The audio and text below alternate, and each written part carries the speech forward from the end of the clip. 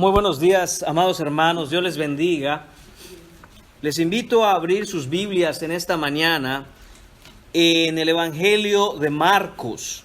Estamos en el segundo mensaje del Evangelio de Marcos.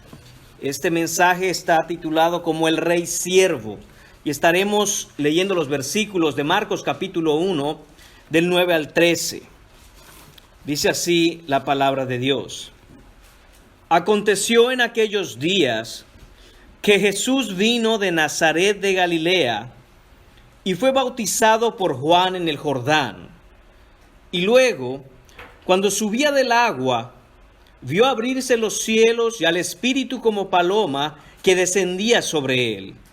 Y vino una voz de los cielos que decía: Tú eres mi Hijo amado, en ti tengo complacencia.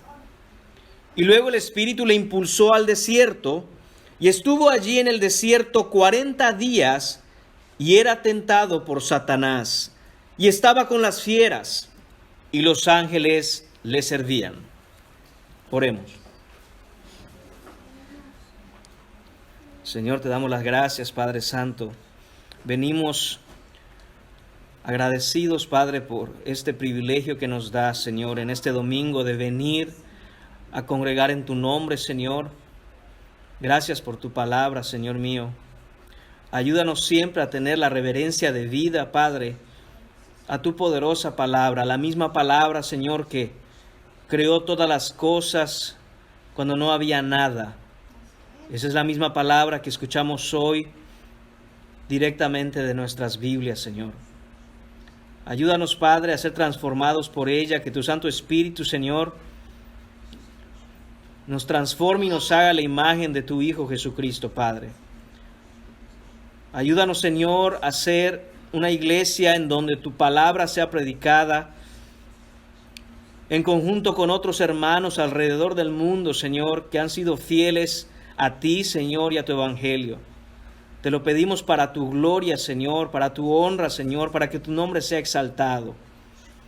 Te lo pedimos en el nombre de tu Hijo Jesús. Amén. Pueden tomar asiento, amados hermanos. El domingo pasado, si usted no estuvo aquí o no siguió nuestra transmisión, el domingo pasado empezamos la serie en el Evangelio de Marcos y tuvimos el mensaje El Rey ha llegado. El domingo pasado aprendimos que la aparición de Juan el Bautista es el cumplimiento de las profecías de los profetas del Antiguo Testamento. Aprendimos también que el tema central del Evangelio de Marcos es presentar a Jesús como el Rey de Gloria que ha llegado y ha venido en calidad de siervo. Mientras los reyes del mundo son servidos, este Rey, que es el Rey de Reyes y Señor de Señores, no vino a ser servido, sino a servir y a dar su vida en rescate por muchos. En esta mañana, hermanos míos, vamos a ver 4 hechos, 4 diferentes escenas que nos muestran a Jesús, el Rey de Gloria, asumir su posición como siervo. El primer punto de esta mañana es el bautismo de Jesús, su bautismo. Dice el versículo 9, aconteció en aquellos días que Jesús vino de Nazaret de Galilea y fue bautizado por Juan en el Jordán. Hermanos míos, Jesús vivió hasta sus 30 años en Nazaret. Nazaret era una aldea pequeña, ordinaria, insignificante, si se le quiere decir así, en la cual Jesús ejercía el oficio de la carpintería. Y en este momento en la historia que vemos en el Evangelio de Marcos, Jesús se dirige al río Jordán para ser bautizado por Juan el Bautista. Ahora, es importante recordar que el texto nos dice que el bautismo de Juan es un bautismo de arrepentimiento.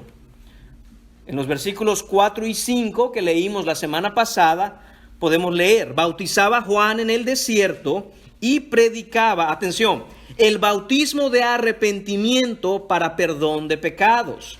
Versículo 5, y salían a él toda la provincia de Judea y todos los de Jerusalén, de nuevo, atención, y eran bautizados por él en el río Jordán, confesando sus pecados. El bautismo bíblico, mis hermanos, desde los tiempos de Juan el Bautista es este. Es un acto público externo que muestra la realidad interna del arrepentimiento en una persona, a causa de esta entender y reconocer que necesita el perdón de pecados. Esto es el bautismo bíblico, histórico, por las Escrituras. Es un bautismo de arrepentimiento. De nada sirve bautizarse sin un genuino arrepentimiento, sin un cambio de vida, sin una renovación del entendimiento, sin una conversión del corazón.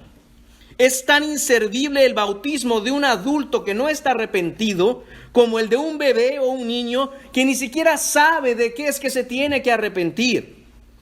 El bautismo, mis hermanos, no salva a nadie. El bautismo no regenera el corazón de nadie, sin importar su edad. Solo Dios salva, solo por fe, solo por gracia y solo por Cristo. Y el bautismo, mis hermanos, es ese acto externo que muestra el arrepentimiento interno, que muestra obediencia, lealtad y amor al Rey Jesucristo.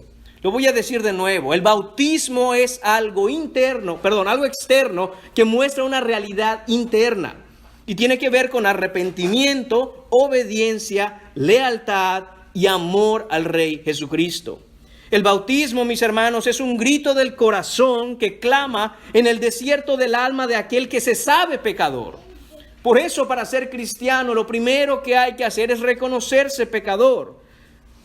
Desde el corazón de una persona arrepentida se puede escuchar en los oídos de Jesucristo un clamor similar a este: Rey de gloria, me arrodillo delante de ti. Gracias, Rey de gloria, por venir a salvarme. Ahora solo a ti me entrego para siempre. Eso es el bautismo bíblico, hermanos míos. Esta es la realidad de lo que predicó Juan el Bautista. Y esta es la realidad y la verdad del bautismo, un bautismo de arrepentimiento. Ahora, estamos hablando de que Jesús fue al Jordán desde Nazaret a bautizarse. Y quisiera que entendamos esto, que visualicemos esto, que imaginemos lo que está sucediendo. Juan está predicando en el desierto: arrepiéntanse y bautícense, arrepiéntanse de sus pecados. Y se hace una larga fila de hombres y mujeres pecadores. Pecadores que se dan cuenta de su indignidad, que se dan cuenta y reconocen su pobreza espiritual. Se hace una larga fila de mentirosos, borrachos, prostitutas, ladrones, adúlteros, idólatras, y a saber qué tanto tipo de personas estaba ahí. Y Jesús se para en la fila de pecadores a esperar su turno para ser bautizado. Jesús, hermanos míos, no forma parte de ellos. Él no es como ellos. Jesús es santo y sin pecado. ¿Qué hace Jesús en la fila de pecadores que quiere bautizarse para arrepentimiento? ¿Qué hace nuestro Jesús ahí? Es por eso que el mismo pasaje narrado por Mateo, mis hermanos, añade un detalle importante en el que Juan no quiere bautizar a Jesús. Dice Mateo capítulo 3, versículos 13 a 15. Entonces Jesús vino de Galilea a Juan al Jordán para ser bautizado por él. Dice el versículo 14. Mas Juan se le oponía. Le decía: yo necesito ser bautizado por ti, ¿y tú vienes a mí? Juan entendía que este Rey de gloria que había llegado es santísimo. ¿Qué haces tú, Jesús, aquí, viniendo a un arrepentimiento, viniendo a un bautismo para limpiar los pecados, si tú no tienes ninguno? Yo no te quiero bautizar. Versículo 15 dice: pero Jesús le respondió: deja ahora, Juan, porque así conviene que cumplamos toda justicia. Entonces Juan le dejó. Hermanos míos, Jesús inicia su ministerio humillándose a sí mismo al colocarse en el lugar de los pecadores que vino a salvar. Esa es la razón por la cual Jesús está ahí y se identificó con los pecadores desde el primer momento de su ministerio. Desde el primer momento en que Jesús hace público que Él es el Mesías prometido, Él se identifica y toma el lugar del pecador. Jesús no solo nació, no solo encarnó, no solo se hizo hombre, identificándose con nuestra naturaleza, sino que fue bautizado y ahí se identificó con nuestra vergüenza. Se identificó tanto así con los pecadores que esa sería una de las acusaciones de los fariseos en contra de Jesús. Más adelante en Marcos capítulo 2, versículo 16, Marcos nos narra: y los escribas y los fariseos, viéndole comer con los publicanos y con los pecadores, dijeron a los discípulos: ¿qué es esto que él come y bebe con los publicanos y pecadores? Hermanos, ¿saben por qué se bautizó Jesús? Jesús se bautizó por ti, si tú eres cristiano. Él asumió la vergüenza de ser visto, como dice el texto, por toda la provincia de Judea, por toda Jerusalén, estar en esa fila de pecadores yendo a bautizarse. Si tú eres cristiano, Jesús fue a bautizarse por ti. Él no tiene ningún tipo de pecado y él no tenía por qué pasar la vergüenza de que le vieran entre esa muchedumbre de pecadores yendo a bautizarse. Pero Isaías 53:6 nos dice que Dios cargó en él el pecado de todos nosotros. Jesús tomó la carga de nuestro pecado y nuestra vergüenza desde que inició su ministerio bautizándose y hasta que subió a la cruz con todos nuestros pecados para clavarlos a ella. Él tomó el lugar de los pecadores. ¿Pero para qué? ¿Para qué es que Jesús tomó el lugar de los pecadores? Acabamos de leer en Mateo, en el versículo 15, que la razón que da Jesús a Juan para que le deje bautizarse es necesario, así conviene que cumplamos toda justicia. ¿Qué justicia, mis hermanos? ¿Qué justicia vino Jesús a cumplir? Romanos capítulo 3, versículos 23 a 26 nos dicen: porque todos pecaron y están destituidos de la gloria de Dios. Porque todos están bajo condenación. Porque ustedes no tienen ningún tipo de relación con Dios el Padre. Por cuanto todos pecaron, están destituidos. Sin embargo, el versículo 24 continúa y dice: siendo justificados gratuitamente por su gracia. Es Jesús quien tomó nuestra vergüenza y la llevó a clavarla a la cruz, quien por él Dios gratuitamente justifica al pecador. Dice el texto: gratuitamente por su gracia. Hermanos míos, nunca olvidemos lo que es la gracia. Gracia es Dios bendiciéndonos sobreabundantemente cuando lo que nosotros merecemos legalmente es la condenación.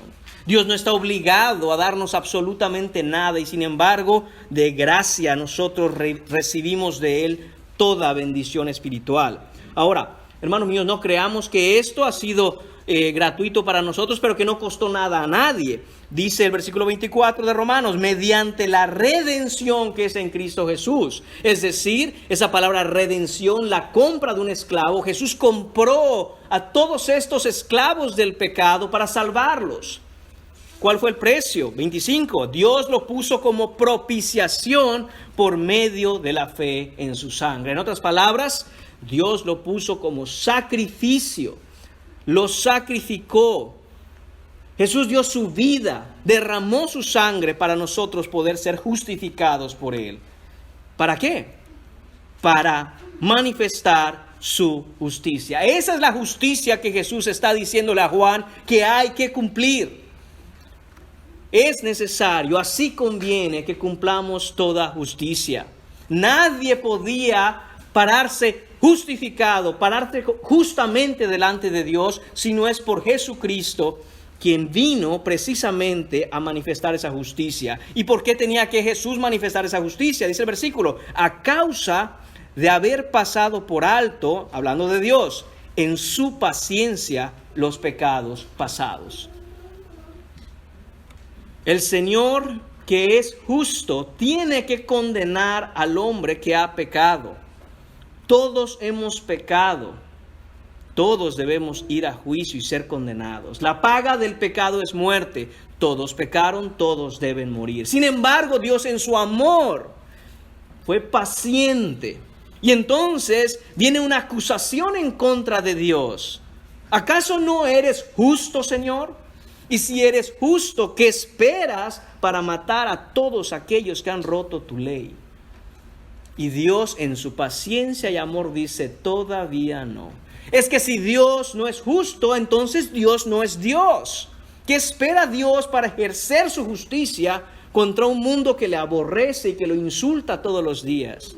Y en su amor y su paciencia Dios dijo, todavía no. Y ha venido Jesucristo a cumplir toda justicia. Y entonces en su amor, Él pone a su Hijo a pagar por nosotros. De tal manera que dice el versículo 26, con la mira de manifestar en este tiempo su justicia, a fin de que Él sea el justo y el que justifica al que es de la fe de Jesús. Jesús, hermanos míos, vino como siervo a vivir la vida perfecta delante de Dios. Y aún así siendo perfecto, tomar el lugar del más vil de los pecadores para cumplir con la justicia de Dios. De tal manera que Dios permanece justo y a la vez permanece siendo un Dios de gracia y misericordia. El Rey de Reyes que se hace siervo es una idea que es imposible entender para la mente humana, mis hermanos. Este rey siempre tuvo en claro a lo que vino. Jesús siempre tuvo muy en claro a qué es que vino a la tierra. Y desde el primer momento de su aparición pública como el Mesías prometido, tomó el lugar del pecador. A menudo, hermanos míos, entendemos que en la cruz Jesús tomó nuestro lugar, pero pocas veces recordamos que Jesús se humilló a sí mismo desde el momento en que encarnó, desde el momento en que fue dado a luz en ese pesebre en Belén. Y todo ese tiempo permaneció de manera, al menos su identidad de manera oculta, hasta el momento en que la hizo pública.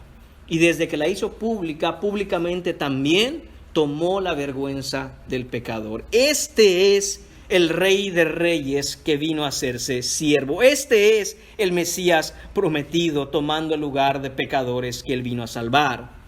¿Qué debemos hacer nosotros, hermanos míos, al ver a este Rey majestuoso y lleno de gloria, despojarse a sí mismo de su majestad y hacerse siervo?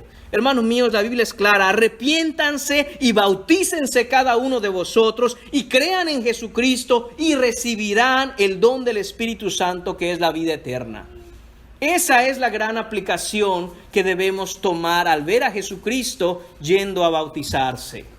Hermanos míos, no sé cómo entender, no sé dónde en mi mente poner que hayan personas que se nieguen a bautizarse si se dicen de la fe de Jesús.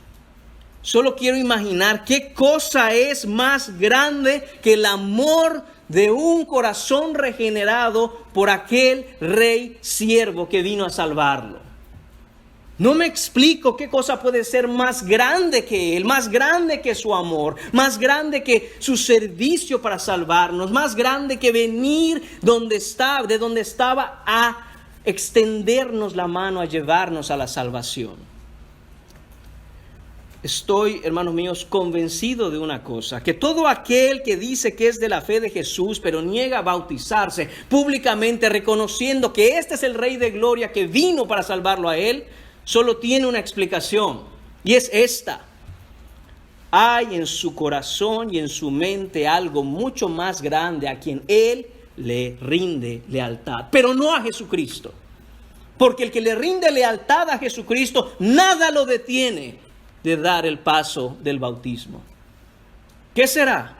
No lo sé, hermanos, pero estoy seguro que es algo más grande, al menos que esa persona considera más grande que Jesucristo. Y ciertamente también considero, hermanos míos, que es una forma de esclavitud.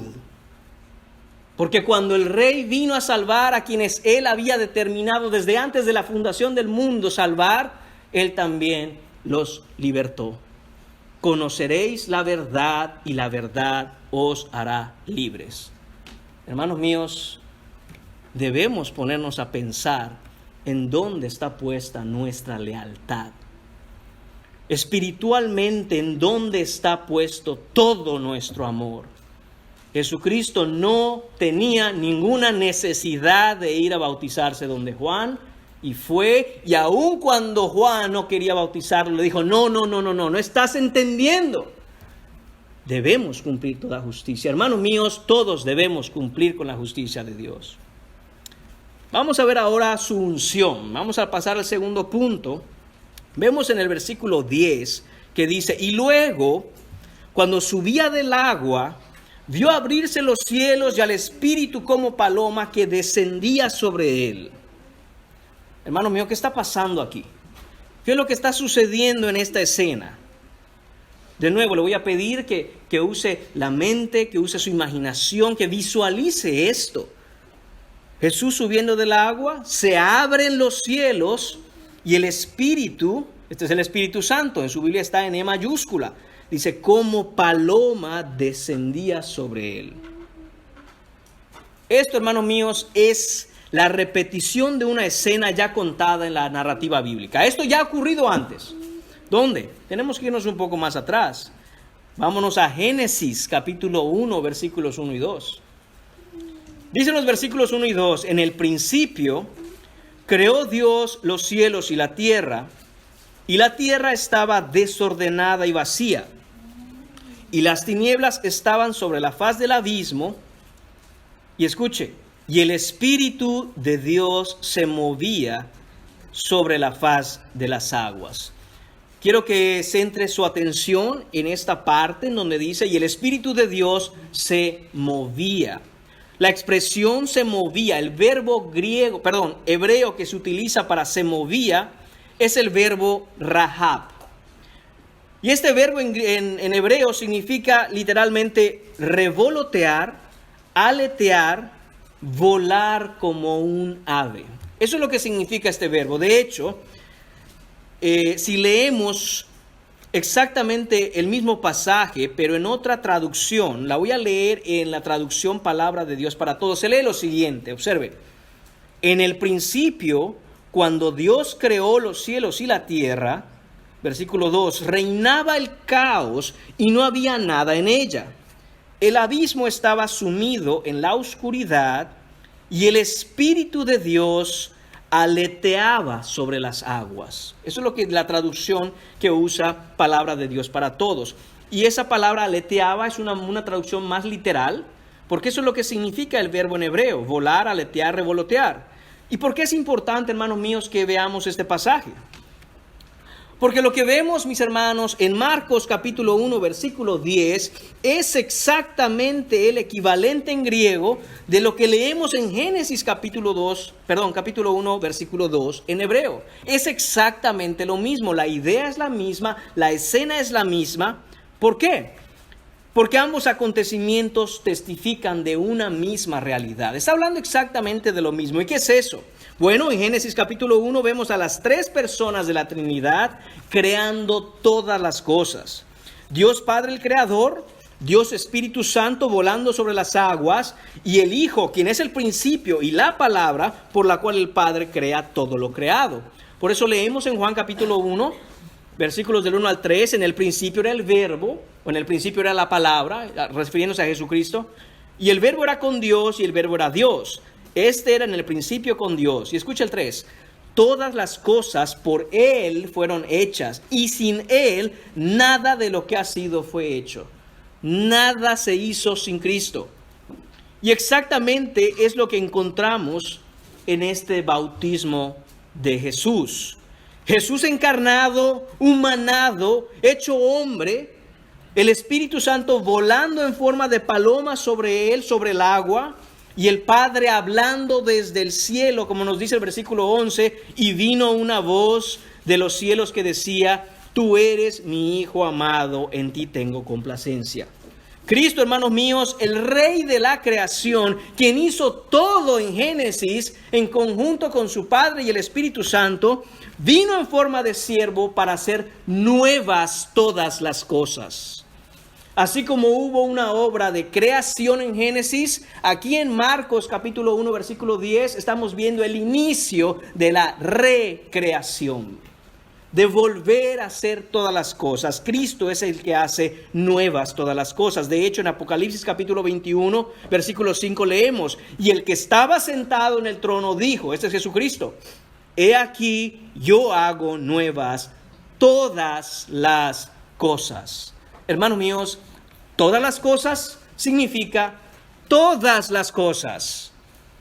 A veces tenemos la idea de que vivimos la vida cristiana de una manera tan espiritual. Espiritualizamos todo. No es importante lo que esté afuera, sino lo que esté adentro. Hermanos míos, no es lo que la Biblia testifica. La Biblia testifica que Cristo vino a recrear todo lo que fue dañado por el pecado.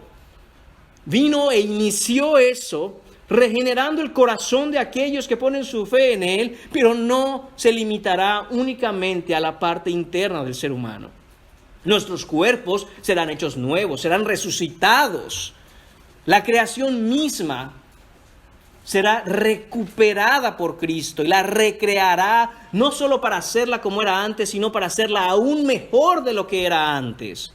Esa es la realidad que testifica la Biblia. 2 Corintios capítulo 5, versículo 17. De modo que si alguno está en Cristo, nueva criatura es. Las cosas viejas pasaron, he aquí, todas son hechas nuevas. Todas las cosas Cristo las hará nuevas en el día postrero. El sol, la luna, las estrellas, este planeta, el universo completo, todo Cristo lo recreará y creará entonces de nuevo esos cielos hermosos que seguramente estuvieron antes de que el pecado llegue al mundo, entrara al mundo. Hermanos míos, cuando vemos un paisaje, quizá un lago con los árboles entre las montañas y decimos, pero qué hermosa la creación de Dios, amén y amén. Pero recordemos, hermanos míos, que por mucha hermosura que hay en ese paisaje está infectado del pecado. No es así como Dios hizo las cosas, las hizo aún muchísimo mejor. Cuando vemos el sol ponerse en el horizonte y vemos un ocaso y los colores hermosos que se dan en el atardecer, quedamos anonadados y decimos, Dios mío, cuánta hermosura. Y es verdad, mis hermanos, las obras de la creación testifican de aquel Dios que las hizo. Sin embargo, no olvidemos que no así fue como lo hizo Dios. Todo lo que vemos ha sido infectado por el pecado. Pero es tan poderoso nuestro Dios que ni el pecado ha podido borrar el sello distintivo del Dios maravilloso que tenemos. Y el día en el día postrero, cuando Cristo venga y haga todas las cosas nuevas, hermanos míos, va a ser algo asombroso de lo cual no tenemos ni siquiera la menor idea. ¿Y dónde comenzó toda esa obra de recreación? En su bautismo. En su bautismo Jesús está anunciando, vine a hacer todas las cosas nuevas. Así como en el principio se crearon todas las cosas de la nada, ahora de todo lo que existe lleno de pecado, vengo a recrearlo todo. Es interesante pensar la razón por la cual el Espíritu Santo, hermanos míos, escogió manifestarse físicamente en forma de paloma. Podríamos pensar y meditar en ese hecho, pero también debemos recordar que debemos dejar de lado nuestra imaginación popular y nuestra cultura moderna, que muy a menudo tiende a relacionar la paloma con la paz o con la pureza. La paloma como símbolo de la paz, como símbolo de pureza, es mera imaginación humana. No hay ningún texto en la Biblia, ningún pasaje, nada ni cercano a eso en la Escritura que nos diga que debamos relacionar la paloma con la paz. Nuestra responsabilidad al estudiar la Biblia, mis hermanos, es precisamente desarrollar una mente bíblica. La idea que quiere comunicar la palabra al ver al Espíritu Santo, esta manifestación física en forma de paloma, no es la paz, sino el poder. Es el poder. La paloma significa el poder de Dios, un poder que no podemos comprender, por el cual Él creó todas las cosas y las sustenta hasta el día de hoy. El poder de Dios que es capaz de crearlo y sustentarlo todo con la palabra en Jesucristo, es el mismo poder de Dios que es capaz de recrear todo y sustentarlo por la palabra en Jesucristo. Hebreos capítulo 1, versículos 1 a 3 dice: Dios, habiendo hablado muchas veces y de muchas maneras en otro tiempo a los padres por los profetas, en estos postreros días nos ha hablado por el Hijo, a quien constituyó heredero de todo y por quien asimismo hizo el universo, el cual, siendo el resplandor de su gloria y la imagen misma de su sustancia, y quien sustenta todas las cosas con la palabra de su poder. Note esto, el texto no dice con el poder de su palabra, no es lo que dice el texto. Dice con la palabra de su poder. ¿Cuál es la diferencia? Hermanos míos, que si el poder tiene palabra, es porque el poder habla. Y si habla, es porque es una persona. ¿Quién es ese poder? El Espíritu Santo. El Espíritu Santo no es una energía, el Espíritu Santo no es simplemente un poder, sino que es el poder encarnado, el poder vivo, el poder real. Habla. Por eso dice la palabra de su poder, no el poder de su palabra. Ciertamente hay poder en su palabra, pero el texto claramente dice que el poder habla, la palabra de su poder. Este texto es un texto trinitario, hermanos míos. Dios habiendo hablado en Jesucristo la palabra de su poder, Padre, Hijo y Espíritu Santo, actuando siempre en la obra de la creación y ahora actuando en la obra de la recreación, de la regeneración. Hermanos, Jesús fue lleno del Espíritu Santo y todo lo que Jesús hizo, lo hizo en el poder del Espíritu Santo. Ese es el punto al ver la paloma descender sobre Jesús, poder. Él fue lleno del Espíritu Santo para cumplir con la misión que se le encargó. Entonces, hermanos, si Jesús tuvo que ser lleno del Espíritu Santo para poder hacer lo que se le encargó hacer, ¿cómo creemos que nosotros podemos hacer algo sin el Espíritu Santo? Somos demasiado soberbios si creemos que hay algo que podamos hacer fuera del poder del Espíritu Santo. Necesitamos la ayuda, la guía, el poder y depender del Espíritu Santo para vivir. El que no tiene el Espíritu Santo está muerto, no hay más. Puede tener vida física, vida biológica, pero tiene el alma muerta. Porque solo donde está el Espíritu de Dios es que hay vida. Aquel que no tiene al Espíritu Santo, su vida durará unos años aquí y después la muerte eterna, no la vida eterna. Debemos preguntarnos, ¿qué necesitamos para que el Señor nos conceda la llenura de su Espíritu? ¿Qué es lo que necesitamos para ser llenos del Espíritu Santo? Quiero que veamos el pasaje paralelo del bautismo de Jesús, pero ahora en Lucas, capítulo 3, versículos 21-22. Dice, aconteció que cuando todo el pueblo se bautizaba, también Jesús fue bautizado. Entonces recuerda la pregunta, ¿qué debemos hacer para nosotros recibir la llenura del Espíritu Santo? Pues veamos qué es lo que hizo Jesús. Dice el versículo 21, también Jesús fue bautizado. Y orando, el cielo se abrió y descendió el Espíritu Santo sobre él en forma corporal, como paloma, y vino una voz desde el cielo que le decía, tú eres mi Hijo amado, en ti tengo complacencia. ¿Qué debemos hacer, hermanos míos? Orar. Yo no me imagino cómo fue aquel momento en donde Jesús está parado y se está dirigiendo hacia Juan el Bautista. Y él sabe que ha llegado su hora. Él sabe que ha llegado su tiempo. Él sabe que ahora públicamente conocerán que Él es el Mesías y que vino a tomar la vergüenza del pecador para clavarlo en la cruz. Y yo no sé cómo fueron esos momentos, hermanos míos, pero la Escritura dice que Jesús orando. Yo no sé si el Señor, y no me atrevo a decir qué cosas pudieron estar pasando en la cabeza de Cristo, pero lo que sí sé es que Él estaba orando, eso sí lo sé, porque la Biblia lo dice. Imaginemos a Jesús caminando, acercándose a Juan, diciendo, Señor, aquí está tu siervo, úsame, Señor. Hemos venido a recrearlo todo, hemos venido, Señor, para salvar pecadores que no tienen parte contigo. Y me elegiste a mí, Señor, para venir, para encarnar. No fue el Espíritu Santo el que encarnó, no fue el Padre el que encarnó, fue el Hijo el que encarnó. Y Él orando le pedía al Padre esto. Y entonces el Padre, ¿qué hizo? Le manda el Espíritu Santo sobre él en ese momento. De tal manera que es público que este es el ungido, que este es el Mesías, que en el Señor, el Padre, tiene complacencia. Orar, hermanos, no es una opción. Orar es nuestra única esperanza.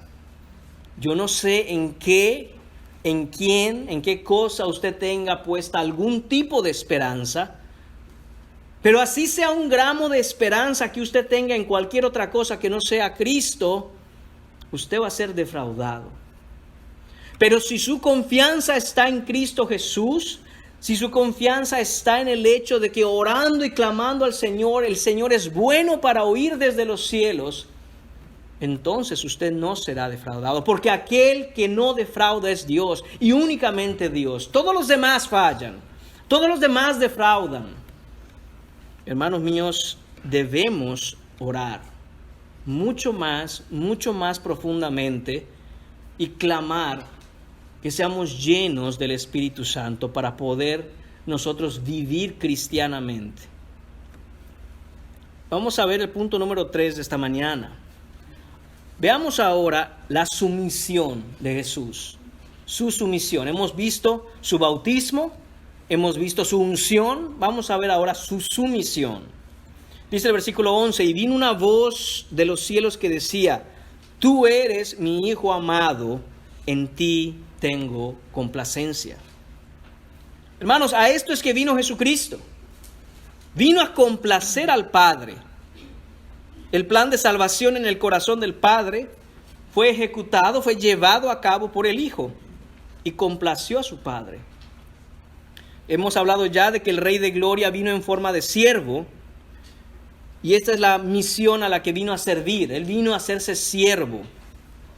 Esta es la orden que vino a cumplir de su Padre, reconciliar toda la creación con Él, con el Padre.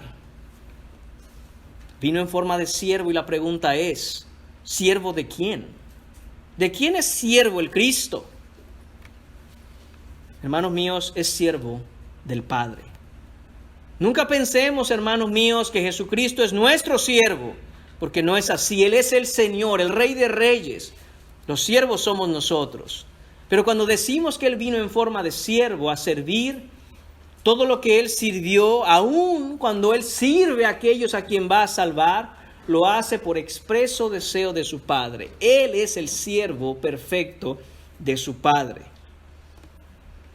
Esto que vemos en la Escritura, en el versículo 11, que dice, tú eres mi Hijo amado, en ti tengo complacencia, es una combinación de dos partes de la Escritura. Una está en Salmos capítulo 2, versículo 7, y la otra está en Isaías capítulo 42, versículo 1. Dice Salmos capítulo 2, versículo 7, yo publicaré el decreto. Este es Dios Padre hablando. El Señor me ha dicho, mi hijo eres tú, yo te engendré hoy. Este es Dios Padre hablándole a Dios Hijo. Isaías 42, 1 dice, he aquí mi siervo, refiriéndose a Jesús. Yo le sostendré, mi escogido, en quien mi alma tiene contentamiento. He puesto sobre él mi espíritu. Él traerá justicia a las naciones. Vea cómo desde Isaías capítulo 42 el Señor estaba describiendo esa escena del bautismo de Jesús, en donde Jesús, como ya vimos, es anunciado como el Redentor, es anunciado como el Mesías prometido. Él vino a recrear todas las cosas como hemos ya hablado, pero además también vino a tomar oficialmente, públicamente, esa posición de siervo. Porque desde Isaías el Señor había dicho, he aquí mi siervo, y esto acontecerá, mandaré mi espíritu sobre él, él traerá justicia a las naciones. Jesús vivió, hermanos míos, en Nazaret hasta este momento en el que hizo público que él es el Mesías prometido. ¿Cómo sabría Jesús que era su tiempo? Él estuvo viviendo, como ya hemos dicho como ya hemos hablado, en Nazaret. ¿Cómo sabía que era el tiempo? Por la aparición de Juan el Bautista, también lo hemos hablado. Se escuchó la voz desde el Padre en el cielo, citando estos pasajes, para confirmar precisamente la identidad de Jesús como ese Mesías. En otras palabras, mis hermanos, Jesús no se autoproclamó el Mesías. Él no dijo, se me ocurre que yo voy a ser el Mesías prometido. Bueno, yo soy hijo de Dios, así que seguramente yo tengo que ser. No, mis hermanos, Dios el Padre de manera pública lo proclamó expresando su gozo, su complacencia en la obediencia de su Hijo amado al hacerse siervo. ¿Qué debemos hacer nosotros, hermanos? Debemos aprender de esta sumisión que Jesús tuvo al ir a bautizarse, a tomar la misión que el Padre le encomendó. Él, siendo el Hijo de Dios y sin necesidad de arrepentirse, se bautizó, ya lo hemos dicho, y lo hizo en obediencia y sumisión y amor al Padre. Por su parte, el Padre, dice la Escritura, que se complace, se regocija, tiene complacencia, tiene contentamiento en la obediencia de su Hijo. ¿No se contentan, hermanos, ustedes mismos con la obediencia de sus propios hijos? ¿Acaso nosotros como padres no nos contentamos tanto al ver la obediencia de nuestros hijos? Dios mío, quisiéramos que todo el tiempo se portaran bien y obedezcan. Qué felices seríamos, ¿no? Si como padres lo que le digamos a nuestros hijos, que como padres no les vamos a decir nada que vaya en contra de ellos, en contra de su seguridad, de su persona. Queremos lo mejor para ellos, somos sus padres. Qué lindo sería que ellos escucharan y dijeran, amén papá, amén mamá, y lo hicieran. Ahora, hermanos míos, nosotros debemos pensar en nosotros mismos, adultos, también como hijos que somos de nuestro Padre. ¿No se contentaría el Señor con nuestra obediencia? Cuando leemos en su palabra lo que Él nos pide y que digamos amén, sí, sí, Señor, amén, y hagamos lo que la palabra dice. Contentemos entonces al Padre con nuestra obediencia en amor, hermanos míos. Hay quienes piensan que como Cristo ya agradó al Padre en todo, y eso es correcto, entonces nosotros los cristianos ya no tenemos que hacer nada para agradar al Padre. Y eso es incorrecto.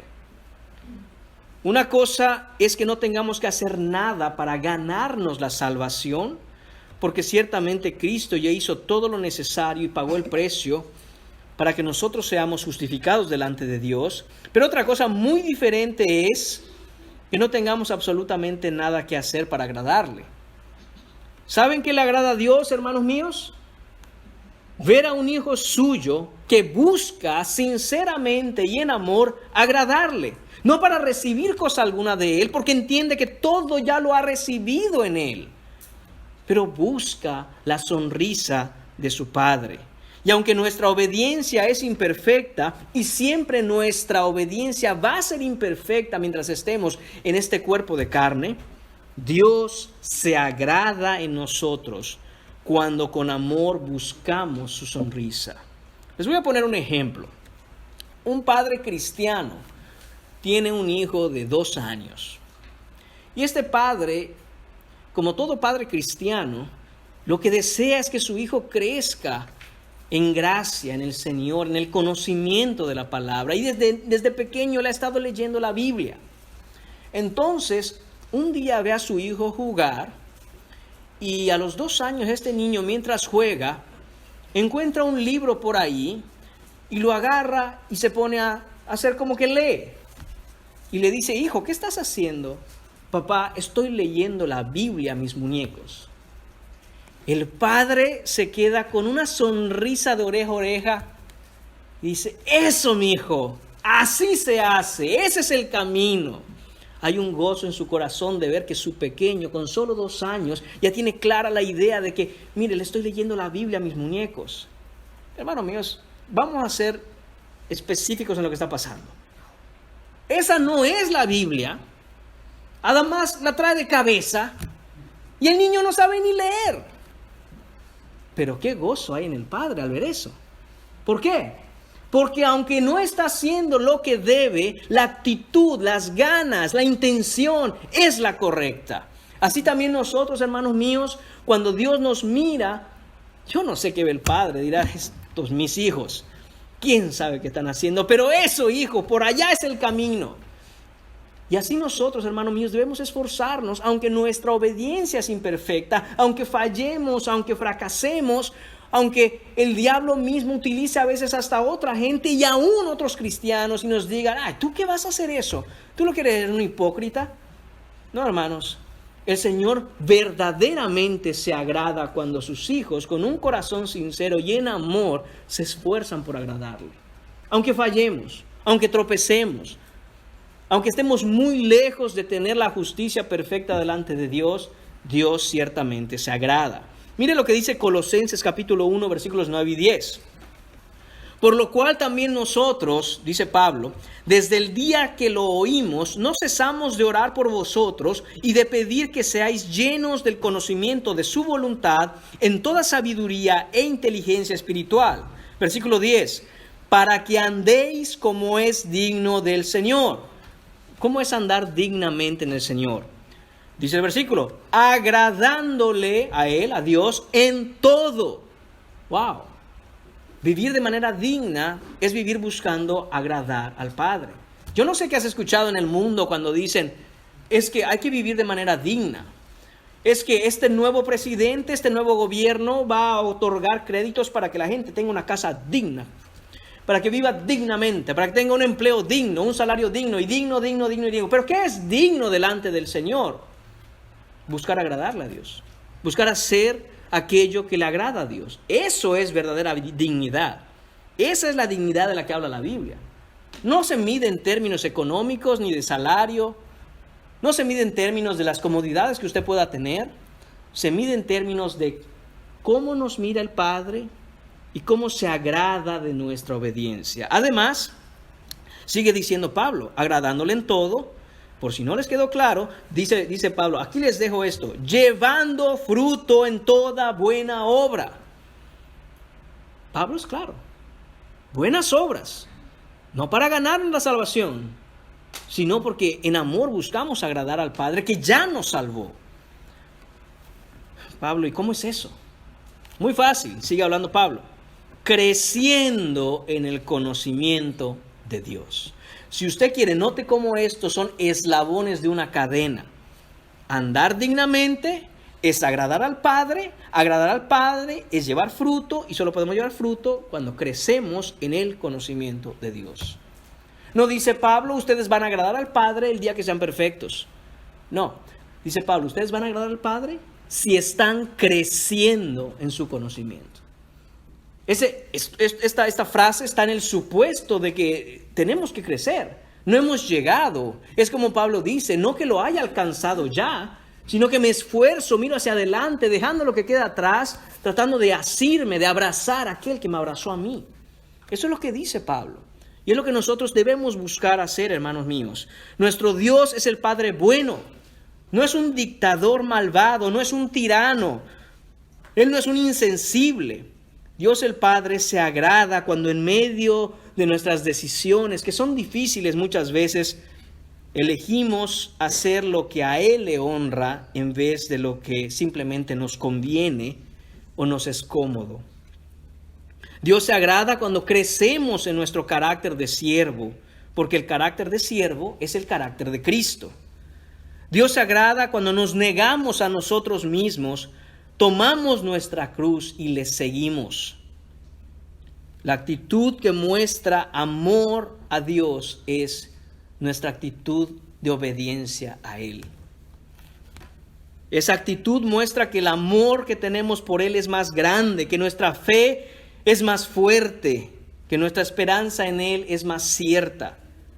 De manera natural, en la carne, mis hermanos, nadie quiere vivir en sumisión. Si usted le pregunta a su carne, oye, ¿te quieres sujetar? ¿Te quieres someter? La carne dice, no. ¿Yo por qué? Hermanos míos,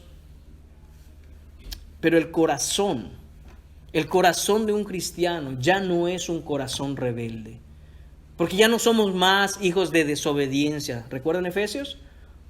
Ahora somos hijos de Dios, hijos amados, imitadores de Él. Cuando nosotros miramos que existe en nuestra carne un deseo por sublevarnos, por no sujetarnos, por no someternos, debemos esforzarnos porque la carne se someta. Porque nuestro corazón, si es un corazón regenerado, sabe que no hay bendición en la rebeldía.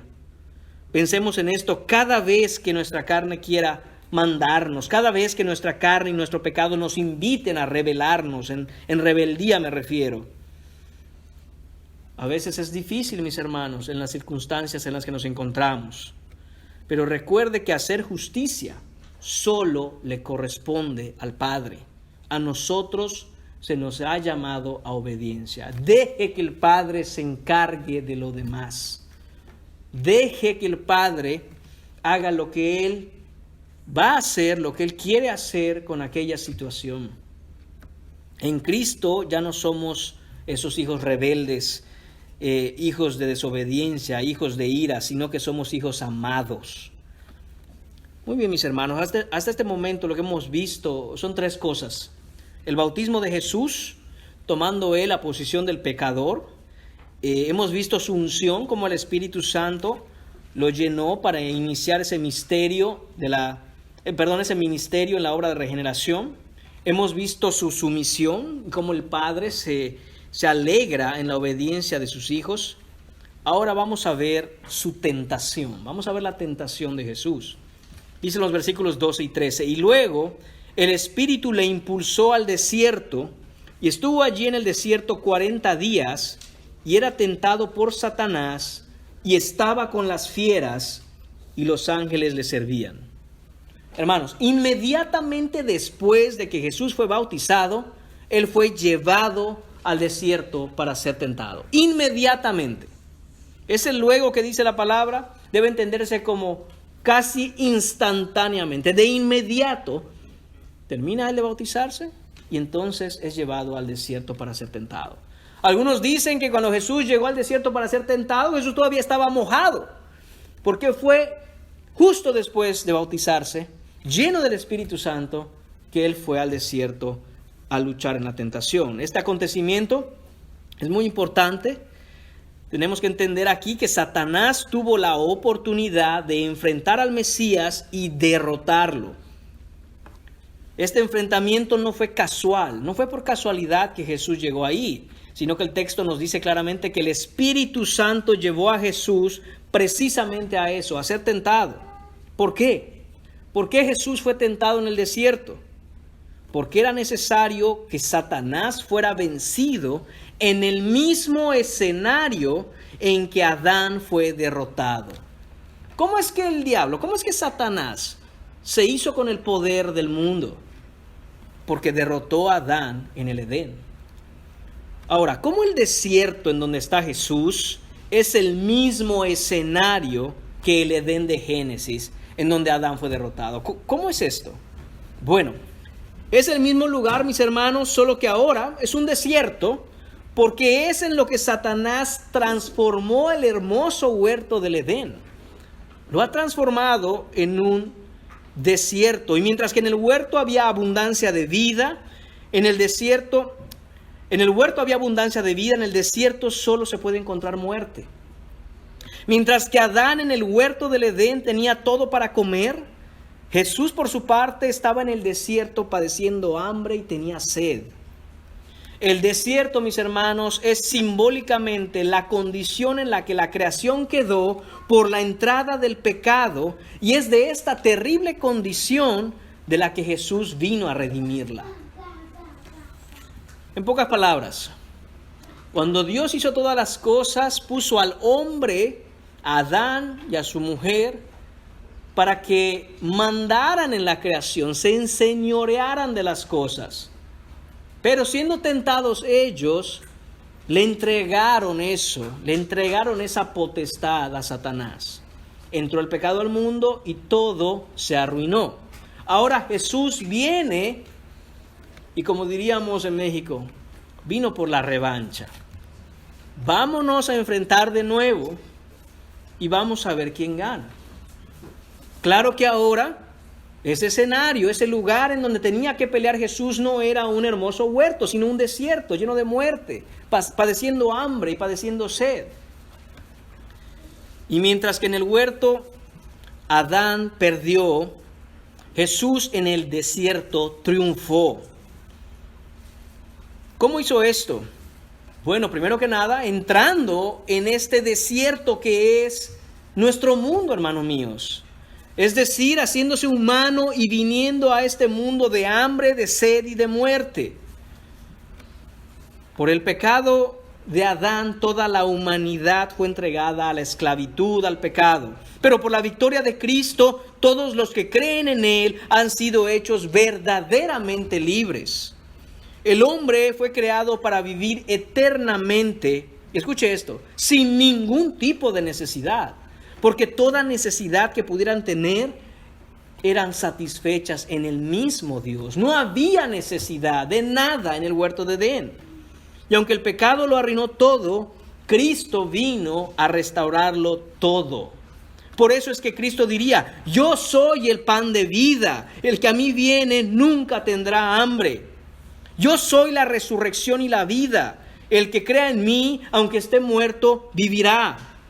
Cristo, hermanos míos, es el agua de vida. El que de él bebe, de su interior correrán ríos y no tendrá sed jamás. Cristo es nuestro paraíso, hermanos míos. Cristo es en el cual hay superabundancia interminable, el único en quien hay plenitud inagotable, el invencible en quien hay bendición sin fin. Ese es nuestro Cristo. El Señor prometió al Salvador en Génesis capítulo 3, versículo 15. Un Salvador que sería verdaderamente hombre. ¿Por qué? Porque quien fue derrotado en Edén fue un hombre. Y un hombre tenía que recuperar la creación. Pero no cualquier hombre. Este hombre tenía que tener el poder de recrear todas las cosas. Tenía que ser perfecto, sin pecado y todopoderoso. Y ese Salvador no es otro sino nuestro Señor Jesucristo.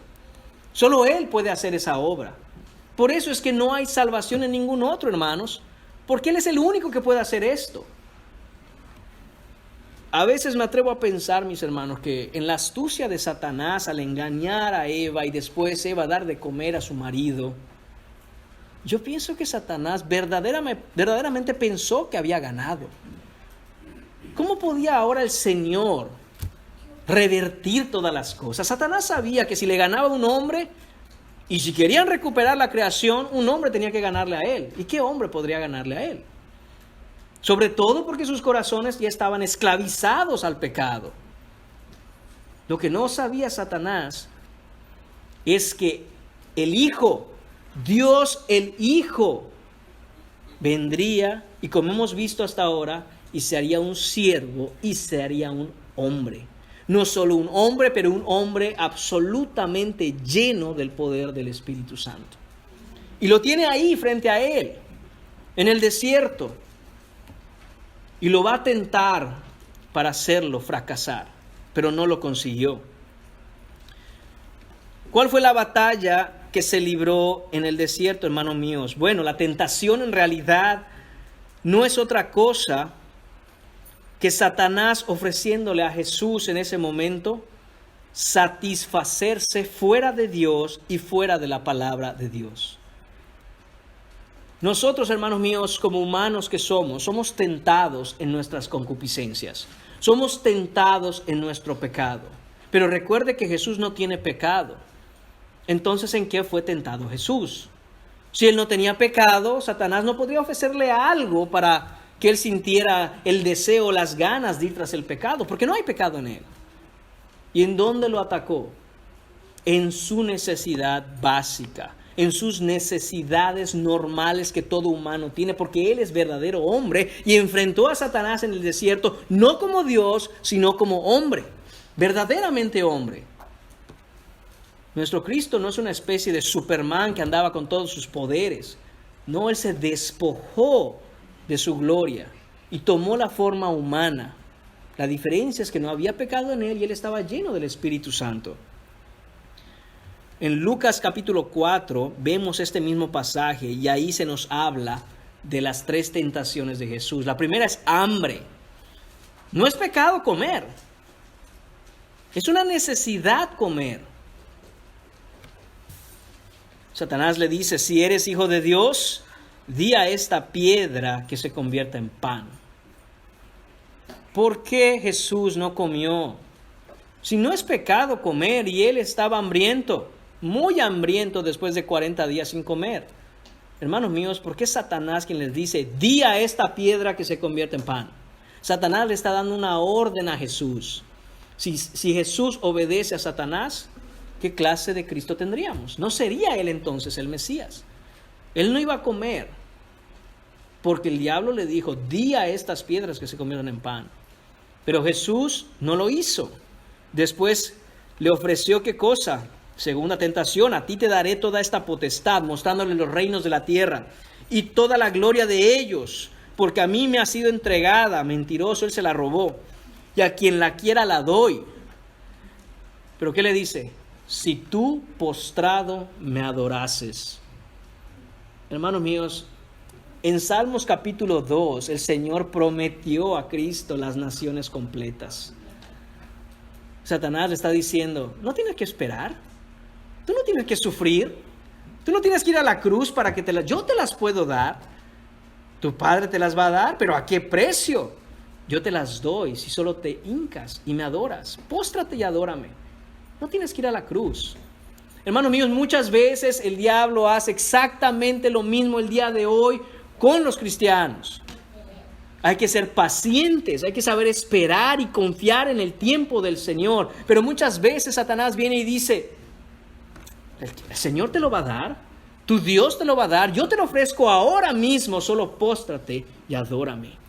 Cuidado con la voz de Satanás al ser tentados, hermanos míos.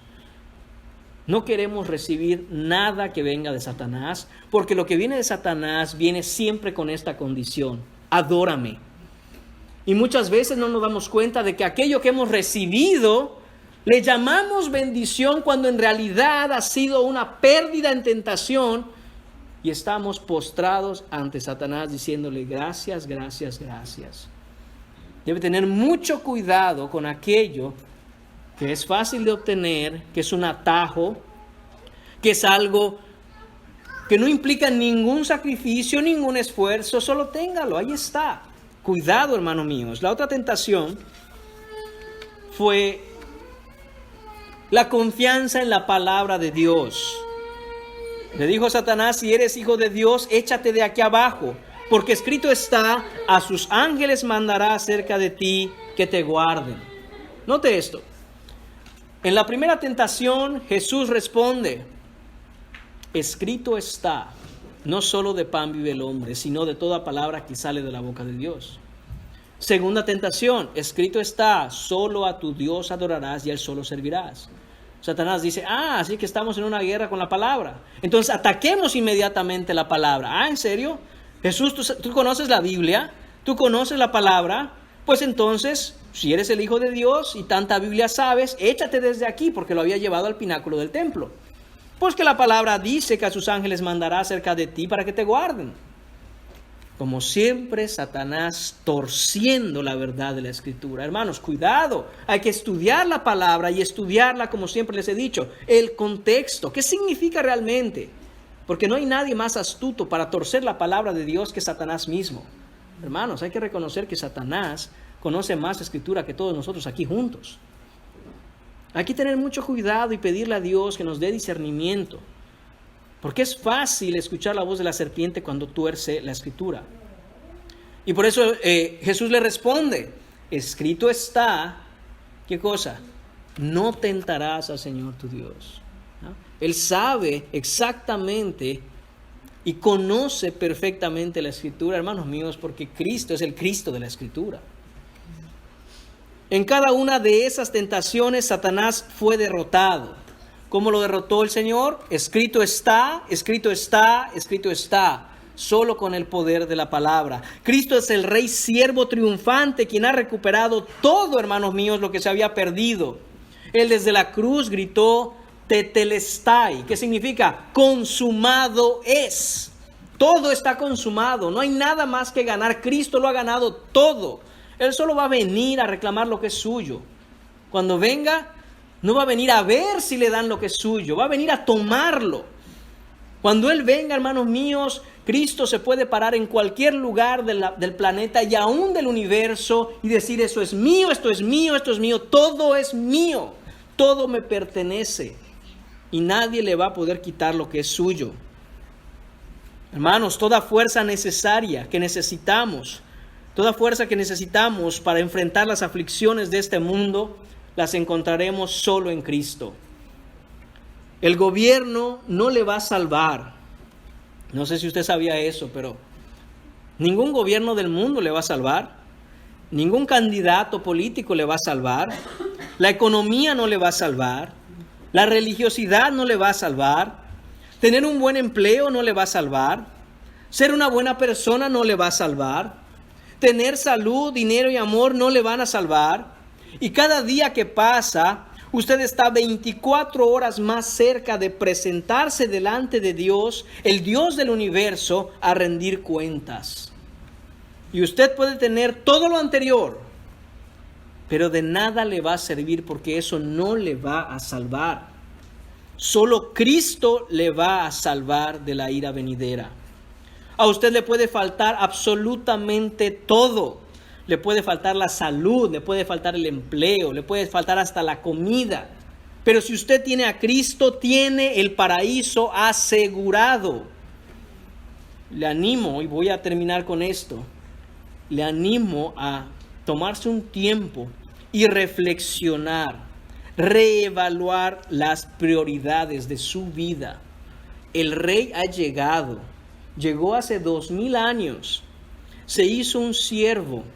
Y durante todo este tiempo que conocemos como el tiempo de la gracia, el Señor en su paciencia está esperando el arrepentimiento de todos los que están aquí sentados. Debemos tomar ese tiempo, hermanos míos, y pensar: ¿qué estamos haciendo con nuestra vida? ¿Qué hemos hecho con la vida que Dios nos dio? Debemos pensar cómo estamos tomando nuestras decisiones. ¿En dónde estamos poniendo nuestra confianza? ¿Estamos pensando solo en lo que queremos? ¿Estamos pensando en lo que este mundo nos dice que debemos ser y hacer? ¿O estamos pensando en ser como ese rey que se hizo siervo? ¿O estamos pensando en ir corriendo a Él para que podamos ser salvos de la ira? Algunos pueden decir: hermano, yo reflexiono en esas cosas a veces, pero la verdad es que aunque quiero entregarme de una manera más profunda al Señor, no tengo opción. Yo quiero, pero no puedo. Entonces clámele a Cristo que le libere de esa esclavitud en la que se encuentra, porque lo que usted tiene es una esclavitud a las cosas de este mundo. Es lo que tiene. Pero si Cristo le libera, a usted no le va a importar nada más que Cristo. ¿Por qué tanto afán, mis hermanos? ¿Por qué tanta preocupación? ¿Por qué enredarse tanto en los asuntos de este mundo? ¿Por qué las horas y las horas y las horas y las horas de afán en el trabajo? Ambición, codicia, deseo, la vanagloria de este siglo. Y alguien me dirá: no, hermano, no es eso. De verdad yo le digo que no es eso. Pero es que si no, no como. Y entonces yo le pregunto: ¿y para qué come? Hermano, pues es que si no como, no vivo. Y en serio le pregunto: ¿para qué vive? ¿Para qué vive? ¿Para qué está viviendo? ¿Para qué se esfuerza en llevar la comida a la mesa y comer ese día para vivir otro día y mañana tener energías para trabajar en el mismo trabajo, para obtener dinero, para ir a comprar comida, para poner en la mesa, para ir a trabajar el siguiente día? ¿Para qué verdaderamente está viviendo? Mateo capítulo 6 dice: danos, Señor, nuestro pan de cada día. ¿Para qué? Para que tengamos la energía, mis hermanos, no de servir al mundo, sino de servirle a Él. No necesitamos nada más, no necesitamos grandes graneros llenos de trigo y hacerlos más grandes y decirle a nuestra alma: descansa en paz, alma mía, porque de mucho te has hecho y no tienes de nada necesidad. Porque puede ser que esa misma noche venga el Señor a decirnos: necio, vengo por tu alma. Hermanos, debemos ponernos a reflexionar por qué estamos viviendo. Salmo 127, versículos 1 y 2 dicen: si el Señor no edifica la casa, en vano trabajan los que la edifican. Si el Señor no guarda la ciudad, en vano vela la guardia. Es en vano que os levantéis de madrugada y que os acostéis tarde y que comáis el pan de afanosa labor. ¿Saben por qué? Dice el Señor: porque Él le da a su amado aún mientras éste duerme. La idea aquí es que el cristiano puede ir tranquilo a dormir sin preocupaciones, porque sabe que su Padre que está en los cielos lo guarda, le provee, le da, lo calma. De nuevo, Mateo capítulo 6 dice claramente: hey, ¿por qué se afanan? ¿Por qué se preocupan de qué han de comer, qué han de vestir, qué han de beber? ¿No hacen lo mismo los gentiles? Ellos van tras de esas cosas. Pero miren a las aves del cielo. Ellos no trabajan, ellos no hilan, y el Padre que está en los cielos les da de comer. ¿No valen ustedes más que unos pájaros? Y termina diciendo esto: mas buscad primeramente el reino de Dios y su justicia, y las demás cosas os serán añadidas. Las demás cosas serán añadidura. ¿Por qué? Porque estamos buscando el reino de Dios y su justicia. Vivir en Cristo y vivir para Cristo es lo único que vale la pena en el universo, hermanos míos. Es lo único que vale la pena. Nada más vale la pena.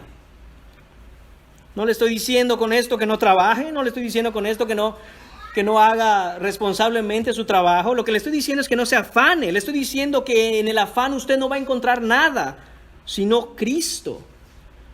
Le estoy diciendo que no es el afán, sino Cristo, el fundamento sobre el cual una casa nunca se caerá. Le estoy diciendo que no construya su casa sobre la arena. Esfuércese todos los días para construir su casa sobre la roca que es Cristo Jesús. Le estoy diciendo precisamente esto, que busque primeramente el reino de Dios y su justicia. Hermanos míos, que el Señor por su palabra nos transforme a la imagen de su Hijo Jesucristo y seamos como Él, siervos para su gloria. Oremos. Padre mío, te damos las gracias, Señor, por haber venido a salvarnos. Padre mío, míranos, somos pecadores, Señor. No tenemos con qué acercarnos a ti, Señor. No tenemos con qué, Señor, pagar que nos liberen de este mundo lleno de pecado, Señor. Este mundo bajo condenación, bajo juicio divino. Gracias, Señor Jesucristo, por tu amor, por tu obediencia, por tu carácter de siervo, Señor. Recuérdanos siempre, Padre Santo. Recuérdanos siempre, Señor Jesucristo. Recuérdanos siempre, Espíritu Santo, que el Mesías, sin tener necesidad, se humilló a sí mismo y se hizo siervo. ¿Quiénes somos nosotros para exigir nada, Señor? ¿Quiénes somos nosotros, Señor mío, para pedir algún tipo de reconocimiento, algún tipo, Señor, de aplauso? El único digno es Cristo. Ayúdanos, Señor, a recordar esto siempre y ayúdanos, Señor, a ser transformados a su imagen. Te lo pido en el nombre de tu Hijo Jesús. Amén.